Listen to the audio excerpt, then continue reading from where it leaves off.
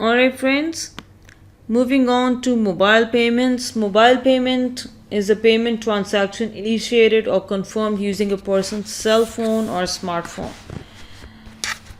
Okay, and it's usually made using the mobile phone itself. You could access your bank account or your third party payment provider through the mobile payment, and you can through the mobile, and you can just make a payment online using your mobile phone.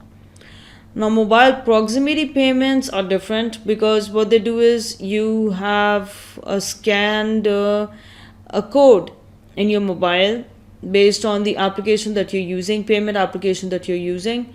All you need to do is just provide that provide that page or provide that screen, and the payment reader will sense the code on your phone and a payment will be made. I'll show you.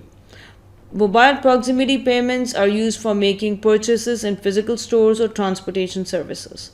Proximity payments involve a special mobile phone equipped with an integrated chip or smart card, a specialized reader that recognizes the chip.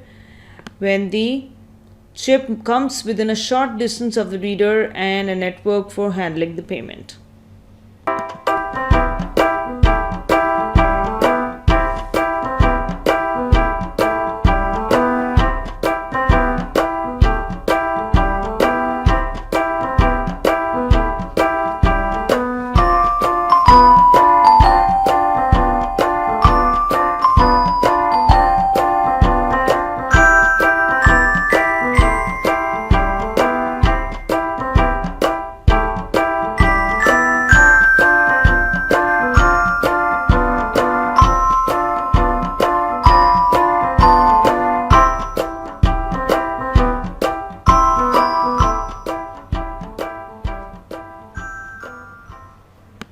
Okay, that was one example.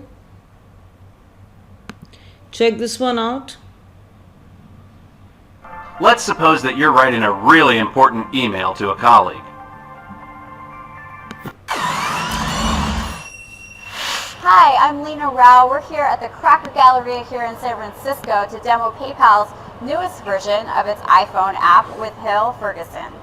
Hey Hill, thank you so much for joining me. I'm pretty excited to hear about this new app and sort of some of what it means for the broader strategy for PayPal. So tell me about what you think is the biggest update to this app.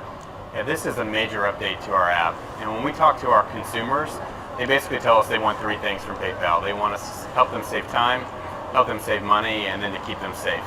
So we ground everything we do around those three things. And with this app update, what we're trying to do is help extend PayPal into the physical world and help consumers manage their day-to-day a little bit easier.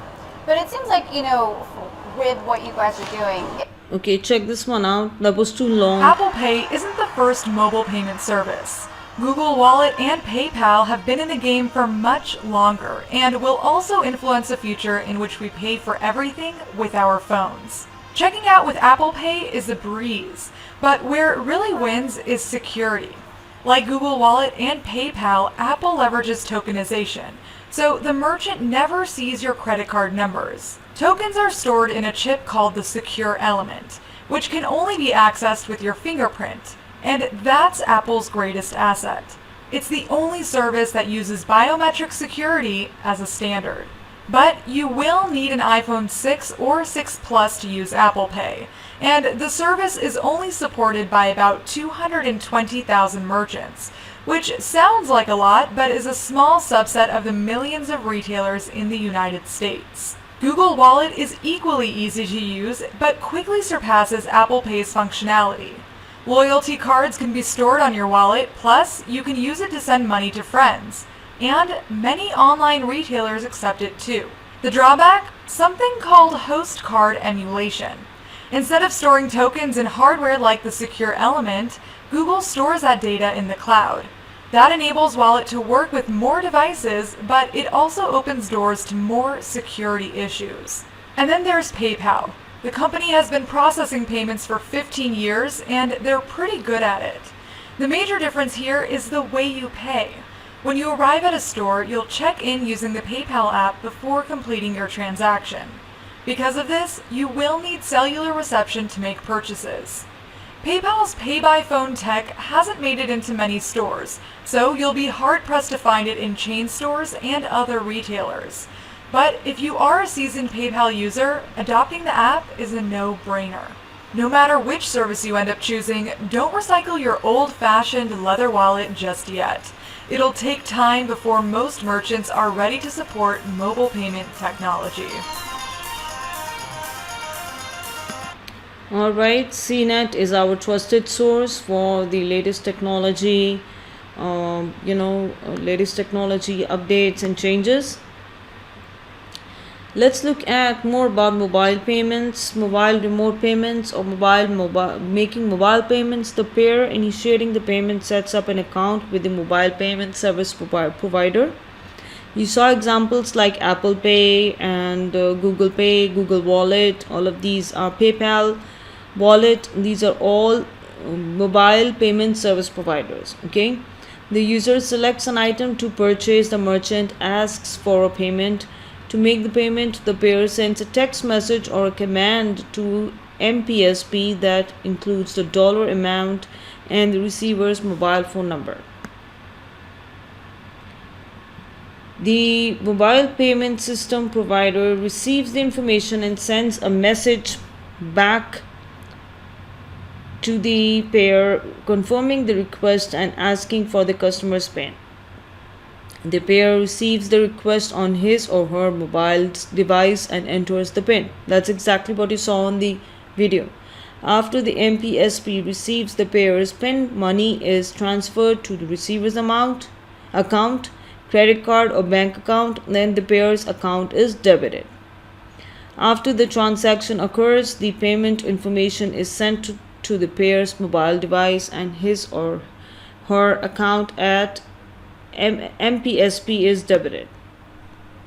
So your account and the merchant's accounts are linked with the MPSP, and MPSP accounts are linked to the bank accounts.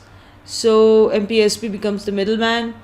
You just make a payment and this transaction is completed easily, very easily. Mobile point of service payments are also similar. Just like you saw how the person was purchasing clothes and was able to pay at the POS by simply scanning. B2B Electronic Payments, current B2B payment practices, enterprise invoice presentment and payment, presenting and paying B2B invoices online. So B2B transactions, if you remember, was the transaction between horizontal or vertical transactions between two business providers. And these business providers could be, one needs the raw materials from another, or one needs the, factory items or office supply items and all of these things from the other business. So B2B payments and practices use electronic commerce payment systems. No longer your checkbook is needed or credit card, or you don't need to be present physically.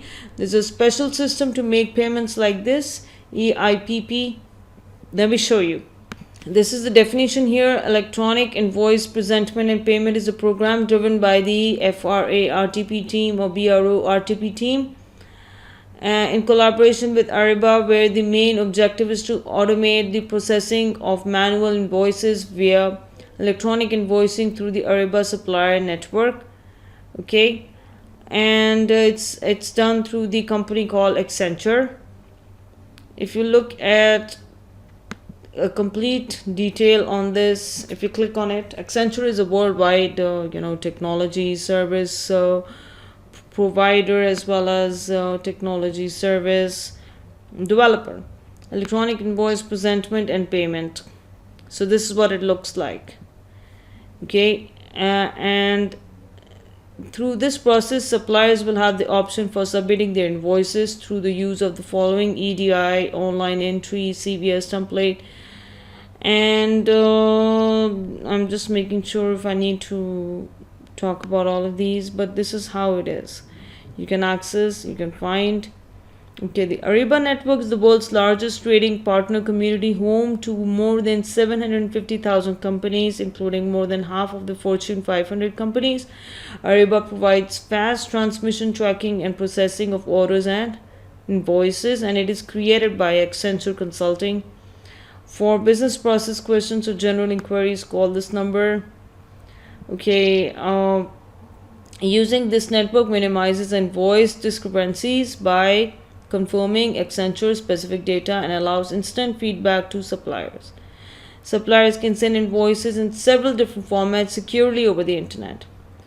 Okay, so let me check out if there are any other resources I can provide.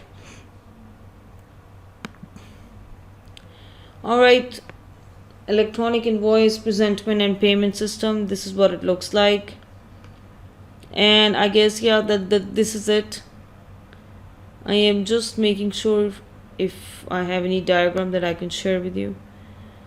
Okay, purchasing software, procurement solutions, all of these are provided by many different companies. 750,000 companies do this kind of transaction, so it must be something big.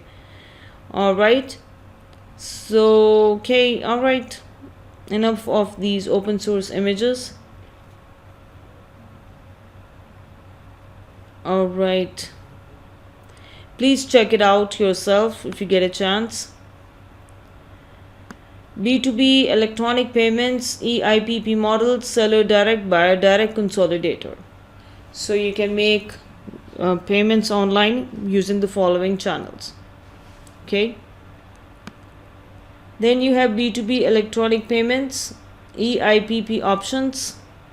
You have ACH network, we talked about that. Then you have purchasing cards or P cards. These are given to you by the company or the supplier. They give you a purchase card and you can load money into it. It's like a stored value card, but it is from a particular company. Special purpose payment cards issued to a company's employees to be used solely for purchasing non-strategic materials and services up to a preset dollar limit.